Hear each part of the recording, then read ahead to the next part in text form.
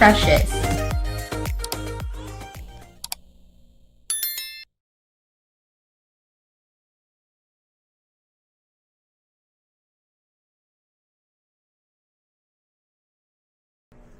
Good morning, friends. Today is Tuesday, and we are going to do something fun. We are going to do a challenge. My first chart has 290 pages, and we are going to have a challenge, and the challenge is how long will it take me to code my first chart. Okay, so right now it's 7:15, and I already open my chart, and let's start the timer. Ta-da! Let's go.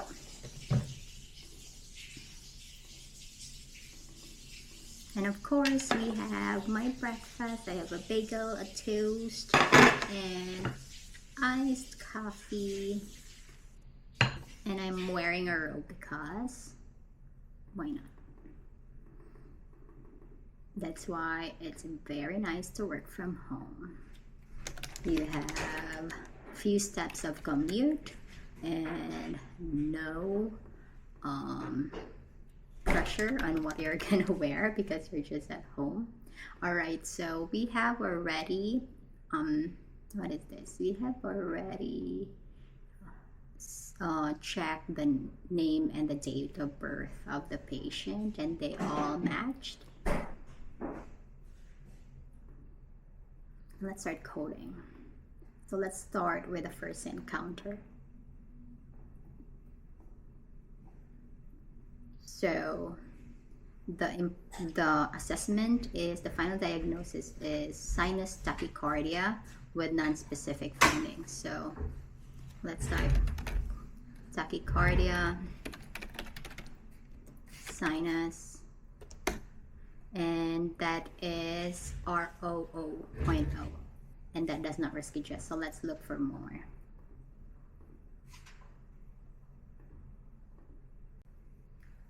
There is sepsis, so that is a 41.9.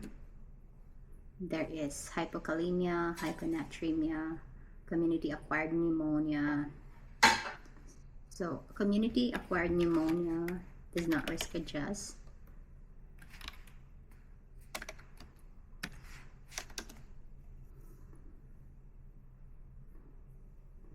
And collapse. That's it. So we only have a 41.9. Let's continue to the next encounter.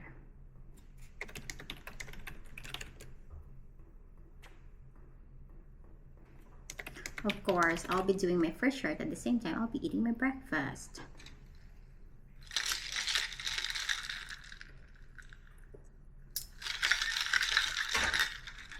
Nice coffee, my love. Thank you, love.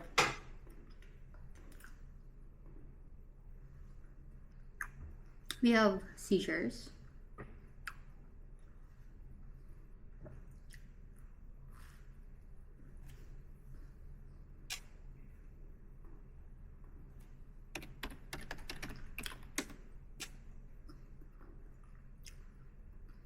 Hello, and this is Editing Precious. Just want to let you know that tomorrow at 4:30 p.m.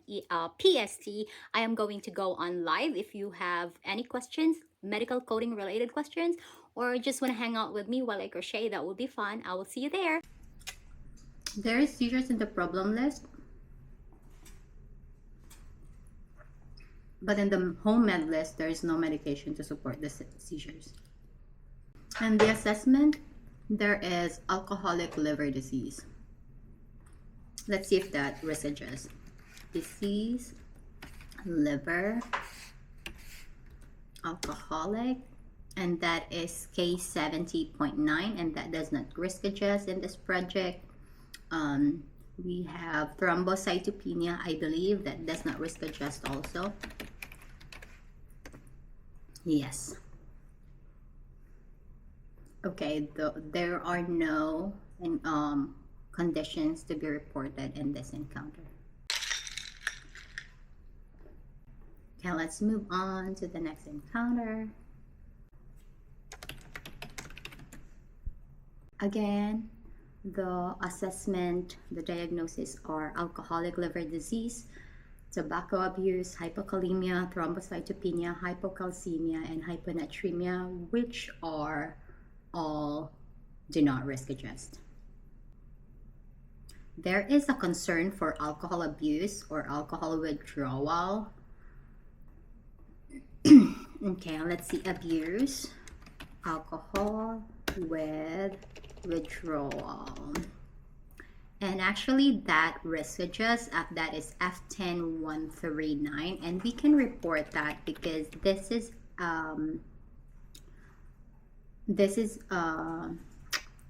hospital chart, and then things that are not confirmed yet or under the workup can be reported. So if I saw that in this encounter, I want to go back to the third encounter. Maybe I missed that. I'm going to go back to that. Yeah, actually that is also in the third encounter, and I will edit my chart and put alcohol abuse with withdrawal. Okay, and I want to go back to my the second encounter and the first, just to make sure that I get that too, because sometimes you just don't see them.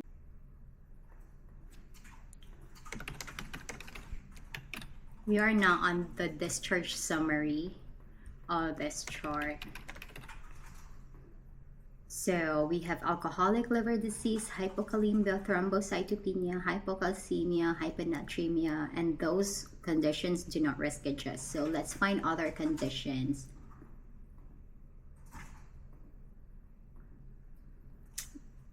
Because there was an intervention on the concern for alcohol abuse with withdrawal, but there was no rule out of that, we can still code that one. F10139. Let's go to our 16th encounter.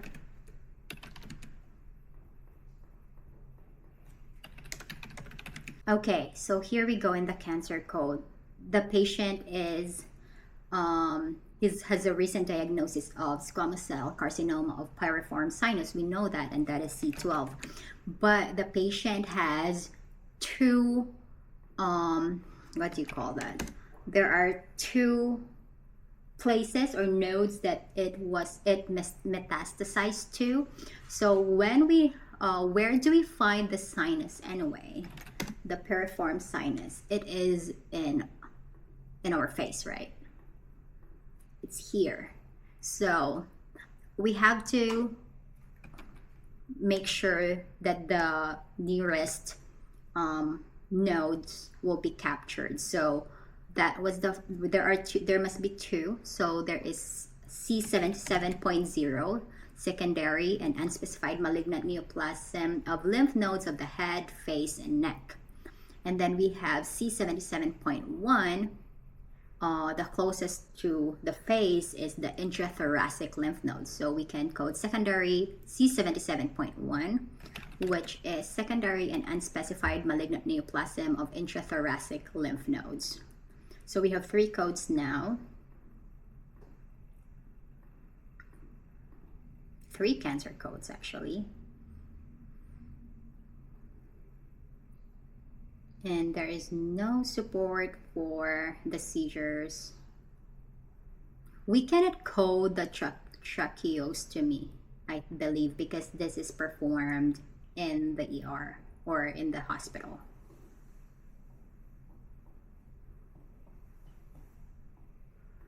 So another codes here is acute hypoxic hypercapnic respiratory failure. So that is J9601 and J9602. So the patient also had tracheostomy and PEG tube placement. So we can code the PEG if we found it in the physical exam or something. Since the track is done while the patient is still in the inpatient stay, we cannot report that. But the PEG, I don't see. It says that there is a current or recent PEG 2 placement, but that was a month ago, not in this current stay. So I cannot code that as well because I don't see in the history that the patient is under or has PEG tube currently. So yes, we have 5 codes, 3 cancer codes and 2 respiratory codes. Now let's move on to our 19th encounter. When are we gonna be done with this chart? It is already, I think, past 30 minutes, right? Let's see. It's 38 minutes already. Okay, let's try to finish this. C12, C770, C771. Those are the cancer codes.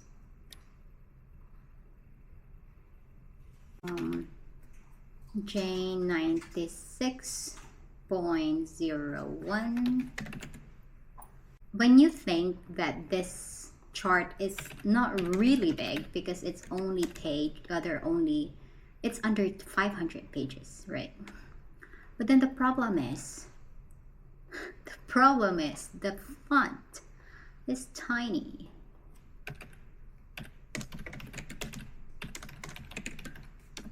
Everything goes. There's type 2, D93.1. So the patient will be discharged on the 14th, and I made it to the 11th day. So, yay! You have to go again.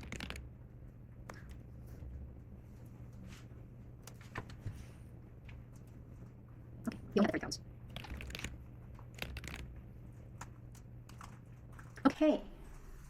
The track was changed in the morning because there was an active bleeding. So that means the patient has a complication, track, and then hemorrhage.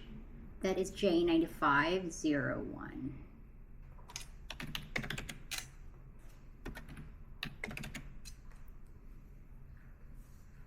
If there is a status code and there's a complication on the status code, you code the complication. Patient had track change done today, so we can do attention to track, and the code for that is Z43.0. We made it to page 258. And this is 290. Almost there. Almost there. We have acute hypoxic respiratory failure. J9601.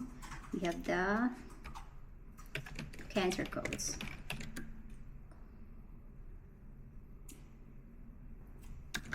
Oh, actually just the cancer code. It did not specify anything else.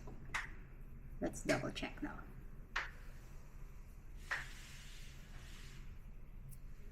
Yep. Okay, only 2 codes, the C12 and the acute respiratory failure with hypoxia. 20 more pages. We made it to page 270.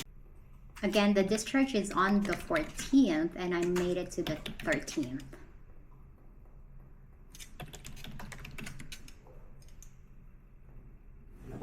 Of course, a dog barked and my dog panicked. And it's too early, so we cannot let him out. We have the 3 cancer codes. And we have the aspiration pneumonia, which is J69.0. No, Baba, it's too early. You just went out today. We have the PEG to no, Z93.1. It's too early. People are still sleeping. No. No.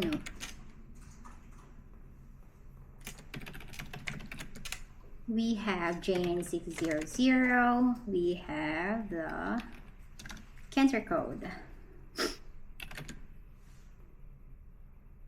Nope. No, no, no.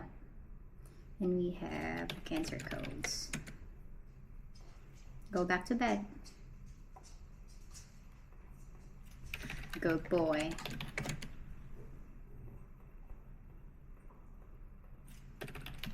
That's a good boy.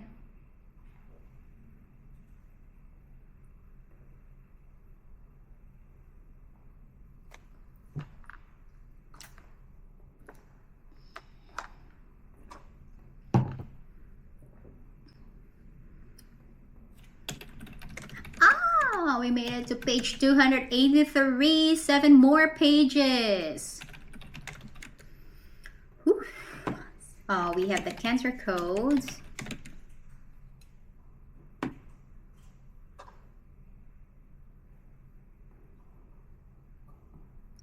We are now in the discharge summary. Praise the Lord. We are done with this chart. We will be done so soon. Okay, we have the cancer code. Cancer codes, actually.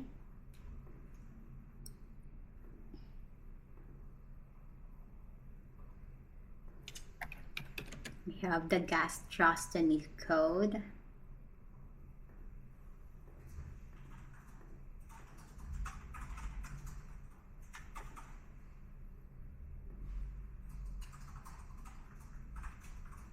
We have the aspiration pneumonia, J69.0.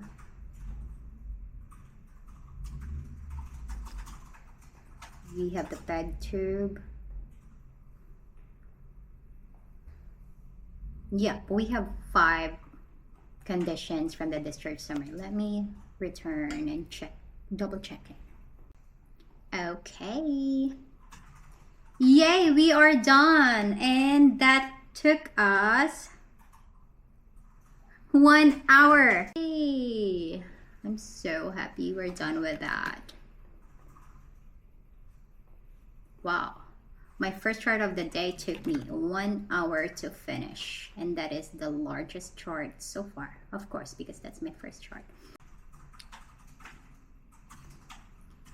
Now I'm going to do some small charts to balance my numbers. Thank you so much guys for watching this video, and I'll see you in my next one. Bye!